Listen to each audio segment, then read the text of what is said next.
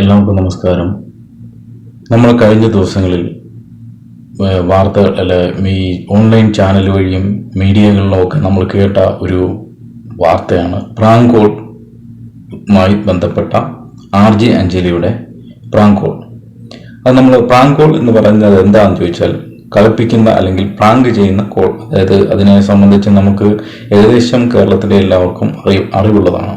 അതിനെക്കുറിച്ച് കൂടുതൽ പറയുന്നത് എന്ന് ചോദിച്ചാൽ, ഈ കഴിഞ്ഞ ദിവസം RJ അഞ്ജലി ഒരു ഹെന്ന ആർട്ടിസ്റ്റ്, അതായത് മെഹന്തി ആർട്ടിസ്റ്റ് എന്ന് പറഞ്ഞാൽ മെഹന്തി എന്ന് പറഞ്ഞാൽ കൈകളിലൊക്കെ മെഹന്തി ഇടുന്ന ഒരു ആർട്ടിസ്റ്റിനെ, അതായത് വളരെ പൂക്കളും അതുപോലെയൊക്കെയുള്ള മെഹന്തി ഇടുന്ന ഒരു ആർട്ടിസ്റ്റിനെ വിളിച്ച് പ്രാങ്ക് കോൾ ചെയ്തു. അതിലൊരു അസഭ്യമായ ഒരു വാക്കൂടെ അതിൽ ചേർത്തിട്ടുണ്ടായിരുന്നു. അതുമായി ബന്ധപ്പെട്ട് കേരളത്തിലെ ഒട്ടുമിക്ക യൂട്യൂബേഴ്സും മറ്റു പലരും അതിനെതിരെ രംഗത്ത് വരികയും RJ അഞ്ജലി ഇന്ന് അതിനെതിരെ തനിക്ക് പറ്റിയ അബദ്ധമായിപ്പോയെന്ന് പറയുകയും തുടർന്ന് താൻ കേരള ജനതയോട് ക്ഷമ ചോദിക്കുന്നുവെന്നും പറയുകയും ചെയ്തു. അതൊക്കെയല്ല നമ്മുടെ വിഷയം ഇവിടെ ഈ ഹെന്ന ആർട്ടിസ്റ്റിനെ സംബന്ധിച്ച് ഹെന്ന ആർട്ടിസ്റ്റിന്റെ പേരോ ഹെന്ന ആർട്ടിസ്റ്റിന്റെ സ്ഥലമോ മറ്റു കാര്യങ്ങളൊന്നും പറഞ്ഞിട്ടില്ല. എങ്കിൽ സ്ഥലം എവിടെ പറയുന്നതായിട്ട് തോന്നുന്നുണ്ട് ആ വീഡിയോയിൽ. ഈ വർഷങ്ങളായിട്ട് RJ അഞ്ജലി, നിരഞ്ജന, ഇവർ രണ്ടുപേരാണ് ഈ പ്രാങ്ക് കോൾ ഈ തുടങ്ങിയത്. ഇതുമായി ബന്ധപ്പെട്ട് നമ്മൾ ചിന്തിക്കുമ്പോൾ ഈ RJ അഞ്ജലിക്കെതിരെ വരാൻ പറ്റുന്ന കേസുകളെ കുറിച്ചാണ് നമുക്ക് മനസ്സിലാക്കുന്നത്. അതായത് ഹെന്ന ആർട്ടിസ്റ്റ് പ്രാങ്ക് കോളുമായി ബന്ധപ്പെട്ട് കേസുകളെ കുറിച്ചാണ്. അതുപോലെ തന്നെ RJ അഞ്ജലിക്ക് എങ്ങനെ ഡിഫെൻസ് ചെയ്യാം അതിനെക്കുറിച്ചുമാണ് ഞാൻ ഈ വീഡിയോയിൽ പറയാൻ ഉദ്ദേശിക്കുന്നത്. ഈ പ്രാങ്ക് കോളുമായി ബന്ധപ്പെട്ട് RJ അഞ്ജലിക്ക് വരാൻ സാധ്യതയുള്ള, അഥവാ ഇനി ഹെന്ന ആർട്ടിസ്റ്റ് കേസിന് പോവുകയാണെങ്കിൽ അത് വരാനുള്ള സാധ്യതകൾ ഏതൊക്കെയാണ്, ഏതൊക്കെ സെക്ഷൻ വരും, അതോടൊപ്പം തന്നെ ഏതൊക്കെ ശിക്ഷാ നിയമങ്ങളാണ് അതിൽ പെടുന്നതെന്നുമാണ് ഞാൻ പറയാൻ ഉദ്ദേശിക്കുന്നത്. 294 വകുപ്പ് പ്രകാരം, അതായത് പ്രവൃത്തികളോ പാട്ടുകളോ ഒക്കെയായിട്ട് അധിക്ഷേപം നടത്തുക ആണ് ഈ സെക്ഷൻ 294 പ്രകാരം. അതായത് അശ്ലീല പ്രയോഗങ്ങളോ വാക്കുകളോ ഉൾപ്പെടുത്തിയുള്ള പാട്ടുകളോ പ്രവൃത്തികളോ ഒക്കെ ഉൾപ്പെടുന്നതാണ് 294.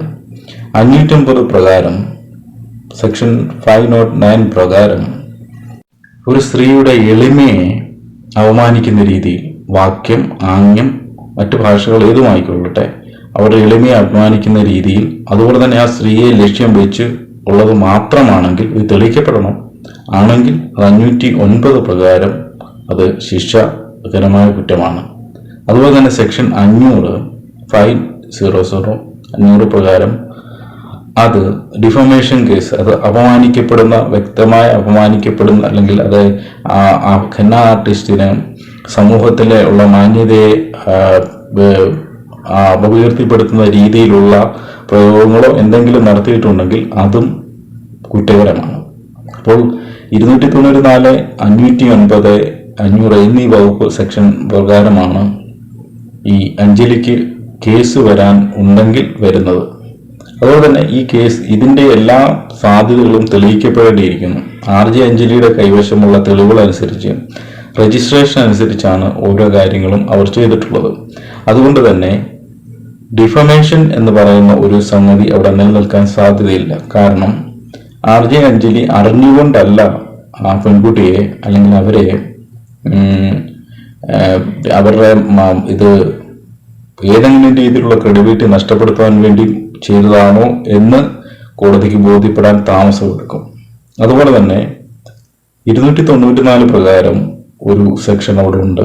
കാരണം അശ്ലീല പദപ്രയോഗങ്ങൾ അതിൽ ഉൾപ്പെടുത്തിയിട്ടുണ്ട്. പ്രാങ്ക് എന്ന രീതിയിലേക്കുള്ളുപരി മറ്റൊരാൾ പറഞ്ഞിട്ടാണെങ്കിൽ തന്നെയും അത് ആ വ്യക്തിയും അഞ്ജലിയും തമ്മിലുള്ള കാര്യമായതുകൊണ്ട് അത് അശ്ലീല പ്രയോഗത്തിന്റെ ആ സെക്ഷൻ നിലനിൽക്കുന്നതായിരിക്കും. അതുപോലെ തന്നെ 550 പ്രകാരവും അത് നിലനിൽക്കുന്നതാണ്. അപ്പൊ ഇതുമായി ബന്ധപ്പെട്ട് RJ അഞ്ജലിക്ക് എതിരായിട്ട് ഹെന്ന ആർട്ടിസ്റ്റ് ഏതെങ്കിലും രീതിയിലുള്ള കേസിന് പോയി കഴിഞ്ഞാൽ RJ അഞ്ജലിക്ക് ഡിഫെൻഡ് ചെയ്യാൻ ഒരുപാട് മാർഗങ്ങളുമുണ്ട്. എന്നിരുന്നാൽ തന്നെ ഇതുമായി ബന്ധപ്പെട്ട ശിക്ഷ എന്തൊക്കെയാണെന്ന് നമുക്കൊന്ന് പരിശോധിക്കാം. സെക്ഷൻ 294 പ്രകാരം ആ വ്യക്തിക്ക് കിട്ടാവുന്ന 3 months ഇംപ്രസൺമെന്റ്, അതായത് ജയിൽ ശിക്ഷയോ ഫൈനോ ഈടാക്കുന്നതാണ് കോടതി. ഇതാണ് മാക്സിമം ശിക്ഷ. 3 മാസത്തെ ശിക്ഷയും അതോടൊപ്പം തന്നെ ഫൈനും ചേർത്താണ് ഈ 294 സെക്ഷൻ 294 പറയപ്പെടുന്നത്. അതുപോലെ തന്നെ 509 അത് ന്യൂസൻസ് ഇൻ പബ്ലിക് ആണെങ്കിൽ, ഗസ്റ്ററിലോ അംഗത്തിലോ ഒക്കെ നടത്തുന്ന പബ്ലിക് ആണെങ്കിൽ സിവിയർ ആയിട്ടുള്ള പണിഷ്മെന്റ് കൂടും. അത് 1 ഇയർ വരെ ശിക്ഷ കാലാവധി ഉണ്ടാകും. കേസ് തെളിഞ്ഞാൽ അതുപോലൊപ്പം തന്നെ ഫൈനും ഈടാക്കുന്നതാണ്. അതുപോലെ തന്നെ ഡിഫമേഷൻ കേസ് സെക്ഷൻ 500 അത് പ്രകാരം 2 വർഷം വരെ ശിക്ഷ ലഭിക്കാവുന്ന കുറ്റകരമായ ഒരു ഇതാണ്.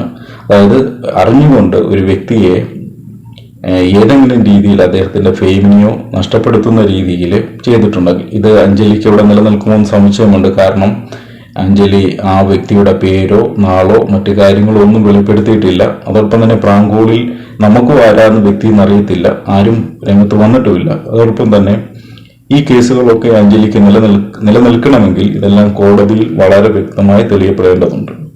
അതുപോലെ തന്നെ 294, 509, 500 ഈ 3 വകുപ്പുകൾ പ്രകാരമാണ് അഞ്ജലിക്ക് ഏതെങ്കിലും രീതിയിൽ അഞ്ജലിക്ക് ഏതെങ്കിലും രീതിയിൽ case against henna artist against ആ അഞ്ജലിക്ക് വരുവാണെങ്കിൽ വരാൻ സാധ്യതയുള്ള വകുപ്പുകൾ. എന്നിരുന്നാൽ തന്നെ ഇതൊക്കെ കോടതിയിൽ വ്യക്തമായി തെളിയേണ്ടതുണ്ട്. ഇതൊക്കെ ഒരിക്കലും ഈ 3 സെക്ഷനും വരാൻ സാധ്യതയുള്ളതാണ്. എങ്കിൽ തന്നെ ഇതൊക്കെ അഞ്ജലിക്ക് ഡിഫെൻഡ് ചെയ്യാൻ ഒരുപാട് മാർഗങ്ങൾ അതിലുണ്ട്. അഞ്ജലി പ്രാങ്കോള് ചെയ്തതിലും വർഷങ്ങളായി ചെയ്തുകൊണ്ടിരിക്കുന്നതിലും ഒക്കെ വെച്ച് ഇത് അഞ്ജലിക്ക് ഈ കേസ് വലിയ ഒരു പ്രഹരമുണ്ടാക്കത്തില്ലെന്ന് തന്നെയാണ് എൻ്റെ അഭിപ്രായം. അങ്ങനെ തന്നെ സമൂഹത്തിലെ ഇങ്ങനെയൊക്കെയുള്ള ഗസ്റ്ററിലോ അംഗത്തിലോ ഒക്കെയുള്ള ഏതെങ്കിലും രീതിയിലുള്ള പബ്ലിക്കിന്റെ സൈഡിൽ പബ്ലിക്കായിട്ട് ഏതെങ്കിലും രീതിയിൽ, പബ്ലിക് എന്ന് നമ്മൾ ഉദ്ദേശിക്കുന്ന പബ്ലിക് പ്ലാറ്റ്ഫോമായ സോഷ്യൽ മീഡിയ ഉൾപ്പെടെ സമൂഹത്തിലെ ഏതെങ്കിലും ബസ് സ്റ്റാൻഡിലോ തെരുവിലോ ഒക്കെ കിടന്ന് തെറിയൊക്കെ വിളിക്കുന്നെങ്കിലും അവിടെയും ഈ വകുപ്പുകൾ അപ്ലൈ ചെയ്യപ്പെടുന്നതാണ്. 294 പ്രകാരവും അതുപോലെ തന്നെ 509 പ്രകാരവും കേസ് പോലീസിന് രജിസ്റ്റർ ചെയ്ത് കോടതിയിൽ ഹാജരാക്കി. ഒരുപക്ഷെങ്കിൽ ഇതെല്ലാം ജാമ്യം കിട്ടാവുന്ന വകുപ്പുകളുമാണ്. അതുകൊണ്ട് തന്നെ ഈ ആർജെ അഞ്ജലിയുടെ കോള്, അതുപോലെ തന്നെ വേറൊരു കാര്യം എന്ന് ചോദിച്ചാൽ ആർജെ അഞ്ജലി ഇന്ന് ആ പൊതുസമൂഹത്തോട് ക്ഷമ പറഞ്ഞിട്ടുണ്ട്. അപ്പോൾ പൊതുസമൂഹം അഞ്ജലിയുടെ വർഷങ്ങളായിട്ടുള്ള ഈ പ്രാങ്കോൾ എന്റർടൈൻ ചെയ്ത ജനങ്ങൾ ഇത് ക്ഷമിക്കുമെന്ന് തന്നെ വിചാരിക്കുന്നു. കാരണം വർഷങ്ങളായിട്ട് ആർജെ അഞ്ജലിയുടെ പ്രാങ്കോൾ നമ്മളെല്ലാം രസിപ്പിച്ചത് തന്നെയുള്ളതാണ്. ഇതെല്ലാം ഒരു പ്രാങ്കോൾ എന്ന രീതിയിൽ തന്നെ നമ്മളിത് കണ്ട് ഇതിനെ യൂട്യൂബേഴ്സ് പലരും ഇതിനെ വളരെ രീതിയിൽ വിമർശിച്ചിട്ടുണ്ട്. ആ വിമർശനങ്ങളെ ഏറ്റുവാങ്ങി അഞ്ജലി ഇന്ന് ഇറക്കിയ വീഡിയോ നമ്മളെല്ലാം കണ്ടതാണ്. അതുകൊണ്ട് തന്നെ ഈ പ്രാങ്കോളിൽ അഞ്ജലി ഇതിനു മുമ്പ് തന്നെ നമ്മളെ ഒരുപാട് എന്റർടൈൻ ചെയ്യിച്ചുകൊണ്ട് കേരള ജനത ക്ഷമിക്കട്ടെ എന്ന് ആശംസിച്ചുകൊണ്ട് നിർത്തുന്നു.